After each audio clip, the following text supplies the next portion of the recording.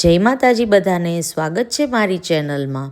આજે આપણે બનાવવાનું છે ચણાના લોટનું ઘરની પાળેલી ગાંઠિયાનું શાક। તેના માટે સૌથી પહેલાં આપણે લઈશું હળદર, મરચું, મીઠું સ્વાદ પ્રમાણે, અડધો ગ્લાસ પાણી।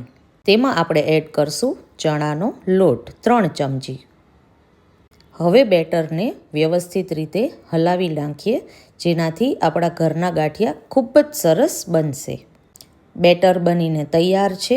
હવે આપણે નોનસ્ટિક પેનમાં તેલ મૂકી દઈએ। 3 ટેબલ સ્પૂન અહીંયા મેં તેલ લીધું છે।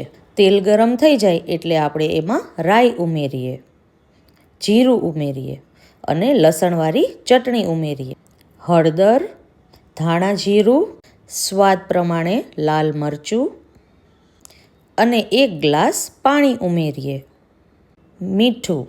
જારામાં આપણે બેટર ઉમેરી દીધું છે। ઉકળતા પાણીમાં હવે આપણે ગાંઠિયા પાડી લઈએ। એક જગ્યાએ ઢગલો નહીં કરીએ। હવે ગેસની ફ્લેમ સ્લો કરી અને ધીમા તાપે આપણે એને ચડવા દેશું।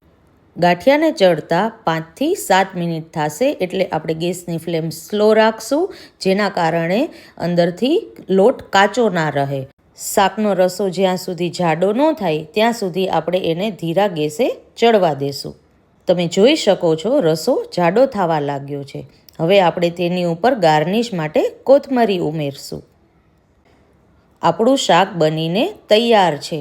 જો તમને મારો આ વિડીયો પસંદ આવ્યો હોય તો મારી ચેનલને સબસ્ક્રાઈબ કરવાનું ભૂલતા નહીં। જય માતાજી।